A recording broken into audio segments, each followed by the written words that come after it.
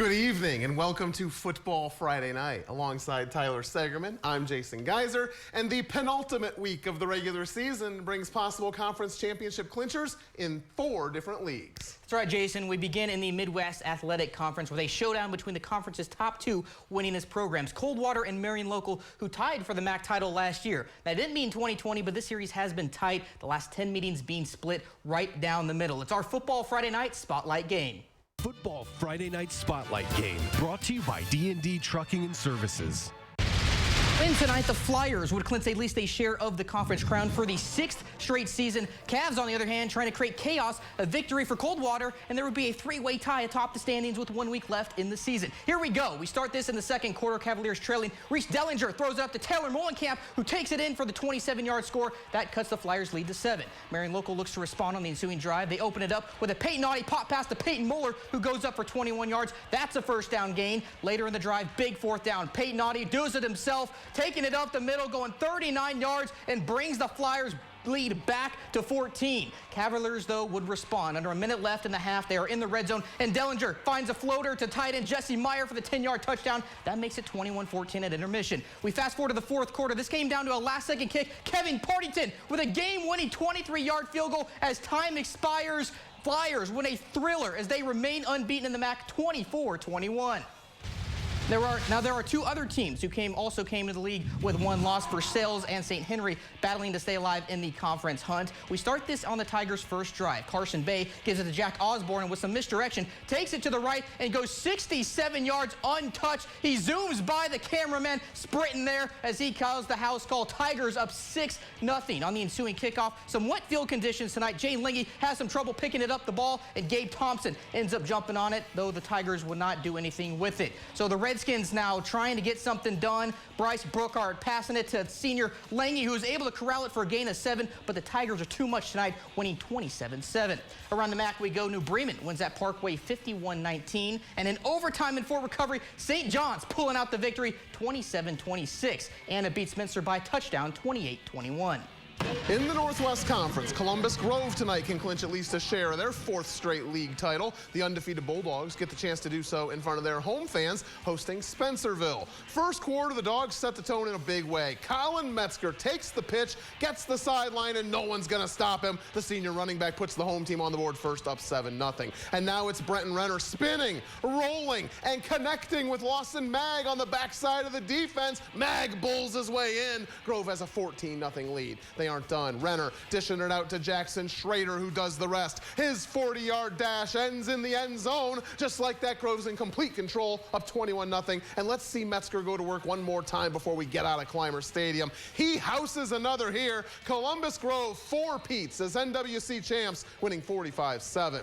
The 2 teams sitting right behind the Bulldogs in the standings go head-to-head tonight. Allen East makes the trip to Lipsick. The Mustangs are playing for a 4th straight win. The Vikings seek a 3rd straight. Allen East has it going on their opening drive. On a 3rd down, Jacob Hirschberger keeps it and turns on the Jets, making not 1, but 2 defenders miss before he's finally brought down. The big play moves the sticks for the Mustangs, and they capitalize. Jack Hole takes the handoff, bursts through the middle, and stretches for the touchdown. Allen East scores first, going up 7-0, but Lipsick answers. Dylan Neese finds Trent Siefker on the sideline, making a move and picking up the first down before a pair of Mustangs bring him down. Now in the red zone, Fabian Pena takes the toss straight ahead. Lipsick wins at home 26-14. At Harmon Field, Bluffton welcomes in Jefferson. One of these teams is going to grab their 2nd conference win of the year. We're all tied up at 16 in the second half. Trent Tiemann dropping back and fires a bullet over the middle to Andrew Miller, who makes the catch despite getting hit, finds the end zone. Jefferson takes the lead. Bluffton, though, looking for an answer. Nate Schad fakes the handoff and tosses it over to Hayden Dirth, who is all alone. He walks into the end zone as the Pirates even things back up. 4th quarter, these teams went back and forth. Colin Bailey now in at QB. He'll show off the arm and connects with Tanner Voorhees streaking down the hashes. Jeff Katz back on top. 9 minutes to play. Bluffton down 1. And Schad answering the bell for the go-ahead touchdown. Bluffton in a shootout defeats Jefferson 40-37. Wrapping up the NWC, Crestview wins big at home tonight, 38-7 over Ada.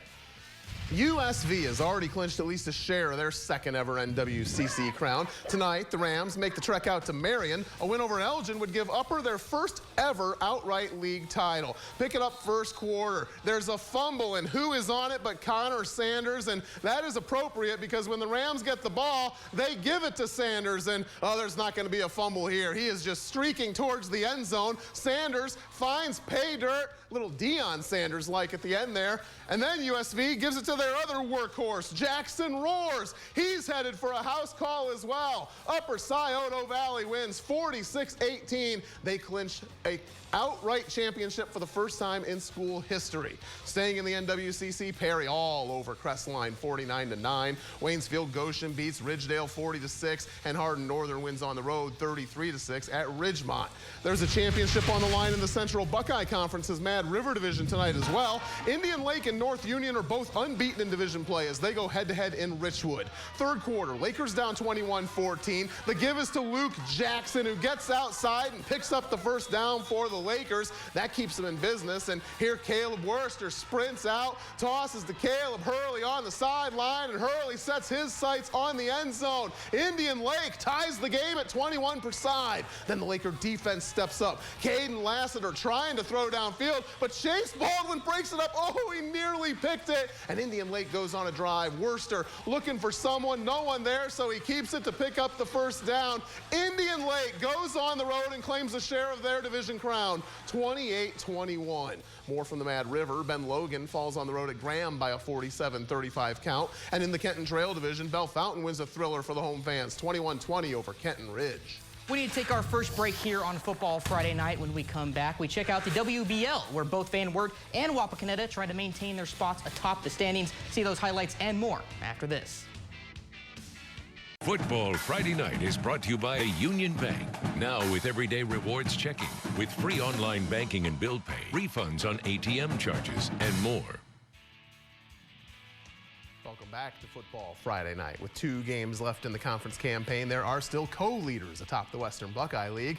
Van Wert and Wapakoneta have already played each other. A 55-45 Cougars win 5 weeks ago, so they'll each need the other to flinch if an outright championship is in the cards. The Cougars are on the road in Elida tonight, where the Bulldogs are trying to shake off back-to-back losses. In fact, through 8 games, Elida's season has gone 2 wins, 2 losses, 2 wins, 2 losses.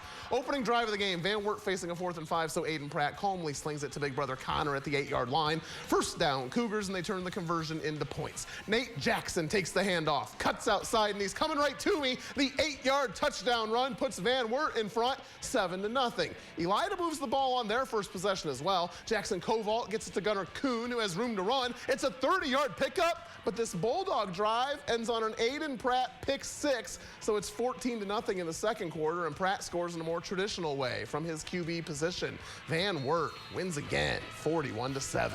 So the Cougars take care of business. Can Coach Moyer and the Redskins follow suit and improve to 7-1 in league play? Wapakoneta hosting Salina tonight. Opening drive of the game, Jace Mullen getting the carry, cuts upfield and breaks 1 tackle before crossing the goal line. Wapak on the board first, 7-0. Salina now down 14 in the second. Nick Adams surveys the field and connects with Aiden Song over the middle. He makes a man miss before being drugged down after a huge gain. Bulldogs in business. 2 plays later, they go to the air again, but this time the ball is tipped by Joey Truesdell, who has the concentration to find it. That's an interception, and the sophomore begins heading the other way, returns it back into Salina territory to help set up the offense, and they would capitalize. Mullen again getting his number called, and again the senior just won't go down, shedding more Bulldogs away as he scampers for a 36-yard touchdown. He'd end up with 4 in the first half alone. Wapak remains tied for the WBL League, winning tonight 41-7.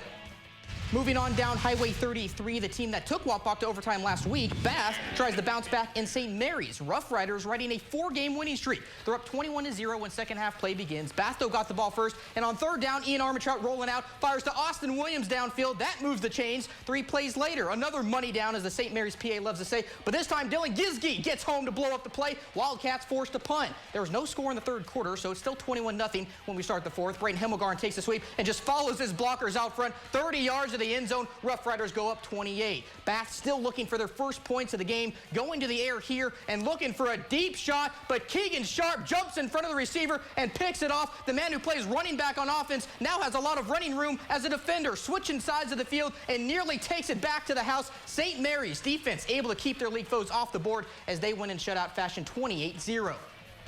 Just like St. Mary's, Ottawa Glandorf begins the night one game off the WBL pace. The Titans are at home playing for their second three-game win streak of the year against their Route 15 foes from Defiance. Second quarter, already up 20-0, and they break a big play. Landon Jordan finds Cy Rump in the middle of the field, and he has more than enough space to make the magic happen. The Jets are engaged, and it's a 53-yard touchdown, 27-0 OG. Defiance has to get something going, but not here. Rump makes the big play on the defensive side of the ball, too, blasting through to sack the quarterback, and OG tacks on another score before halftime. Jordan to Colin White this time, and he goes untouched all the way to the land of 6. Ottawa Glandorf rolls 34-0. Just one other game in the WBL tonight, and it's another shutout. Shawnee snaps a 4-game skid, winning at Kenton 32-0. Our area's two independent teams both make long road trips tonight. LCC picks up their 8th straight win, defeating Galleon 35-7, and Fort Loramie taking on 8th ranked Lucas Falls 31-8. Loramie's at LCC next week. Here we are heading into the final segment of Football Friday night, and we haven't even seen our area's two biggest schools yet. A busy night, what can I tell you? We'll have highlights from both Lima Senior and Findlay, plus an update on the state golf tournament after this. Football Friday Night is brought to you by Rabel's Auto Service in St. Mary's, where we'll fix the problem the first time, not cause more. Welcome back to Football Friday Night. The area's two biggest schools will renew their Three Rivers Athletic Conference rivalry next week when Lima Senior makes the trip up to Findlay. Tonight, the Spartans wrap up a 3-game homestand, taking on Toledo St. Francis. It is a much-needed leveling of the playing field for Senior High, who's lost to each of the top 3 teams in the track over the past 3 weeks. They're down 14-6 in the third quarter when Cecil Benton fields the punt, takes a quick look, and then brings it across the field toward us. Now he cuts up the sideline. He's looking for space. You see him sidestep a Knight, and then he slips out of a couple of tackle attempts, and then it's a foot race. You know he's going to win it. It's an 82-yard punt return touchdown for the senior, plus a nasty personal foul at the end. Benton pulls Lima Senior within 14-12. Late in the quarter, same score. Now the offense has to move the ball. Aiden Howard hits Brian Hines for the 18-yard connection. They've got the Spartans out across midfield, and now Howard connects with Isaiah Russell for what should have been a short game, but the senior fights off the tacklers and picks it a lot more. The Spartans would take the lead in the fourth quarter, but ultimately lose a close one, 20-19.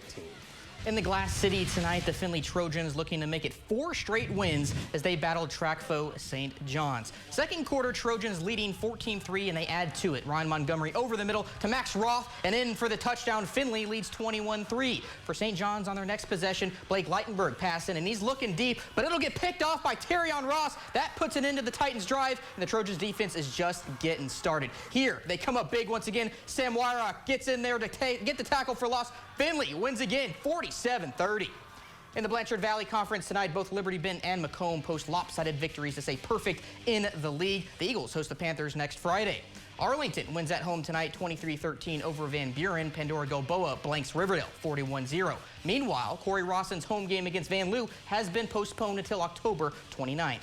In the Green Meadows Conference, Wayne Trace shuts out their in-county rivals from Paulding 40-0. Northwest Ohio Athletic League, Patrick Henry snaps a 2-game skid 12-0 over Delta. And in the Three Rivers Conference, Riverside thumps Covington 41-6, and Lehman Catholic comes up just short at Troy Christian 28-21. The state golf championships teed off today in Columbus. 3-time defending Division II girls champion LCC is just 1 stroke off the lead at the midway point. Fort Loramie is 6th. Coldwater shot a school record 351, sitting 9th, with Van Buren 11th. 4 local golfers are in the top 10. T-Bird Bridget Mulcahy is 4th, with teammate Emma Myers 9th. Fort Recovery's Jalen Brunn sits 5th, and Ben Logan's Sydney Wesson is tied for 10th. At the Division III boys tourney, Allen East senior Zach Miller shot a 2-over round of 73, the second best effort of the day. Jack Gerker from St. John's is tied for 8th after 18 holes. Botkins leads our local team, sitting 4th at the midway point, thanks to a 77 by Ross Dietz. Kalida is 6th, Ottaville's tied for 8th, and Minster is 12th. A pair of individual qualifiers represent our area. At the Division II boys tournament, a round of 75 has Bath senior Britton Hall tied for 6th place after 18 holes. Liberty Benton's Bryce McDaniel is tied for 25th. And that's how we wrap up Week 9 here on Football Friday Night. Thank you for tuning in, and thanks to everyone here who helps us put this show on the air each and every week. Absolutely, and I'll be heading to Columbus in the morning, as will you, for the final round of the State Golf Championships. You'll see those highlights and more when you tune back in tomorrow evening. Have a great night.